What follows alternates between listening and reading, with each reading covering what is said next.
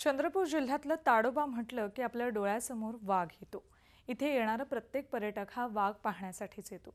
मात्र आता पर्यटकांना रंगीबेरंगी फुलपाखरांची मजा या व्याघ्र प्रकल्पात लुटता येणार आहे।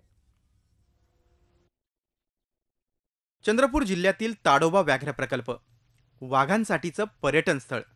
मात्र आता इथं पर्यटकांना रंगीबेरंगी फुलपाखरू देखील बघायला मिळणार आहेत। इथं येणारा प्रत्येक पर्यटक हा वाघ बघण्यासाठी येतो। मात्र पर्यटकाला संपूर्ण वनसृष्टीची ओळख व्हावी या हेतूनं आता बटरफ्लाय वर्ल्ड या उद्यानाची निर्मिती करण्यात आली आहे।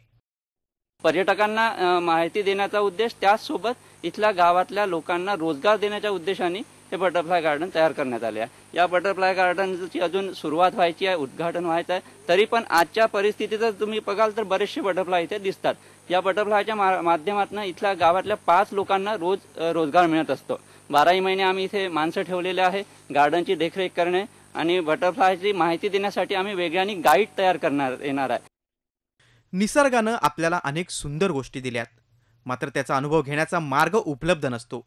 या उद्देशानं वन विभागानं या हिरव्यागार क्षेत्रात फुलपाखरू उद्यानाची निर्मिती केली आहे। ताडोबाच्या या जंगलात फुलपाखरांच्या एकूण 74 प्रजाती आढळतात। त्यापैकी जवळपास 30 प्रजाती या उद्यानात दिसू लागल्यात। यासोबत पर्यटकांना फुलपाखरू आणि वनस्पतींची माहिती देण्यासाठी इथं मार्गदर्शकही नेमले जाणार आहेत।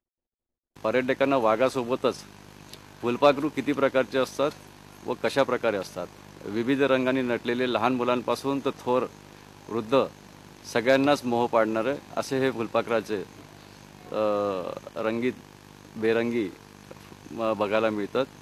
पण या फुलपाखरांना लागणारे खाद्यान्न कशा प्रकारे पाहिजे त्याकरता म्हणून विविध प्रकारची झाडं देखील लावण्यात आलेली आहेत। बटरफ्लायच्या ज्या लाईफ स्टेजेस आहेत, एग आहे, कॅटरपिलर आहे, प्युपा आहे आणि ॲडल्ट आहे, ह्या चारही त्यांच्या जीवनाच्या स्टेजेस या बटरफ्लाय गार्डनमध्ये पाहण्यासाठी मिळणार आहेत।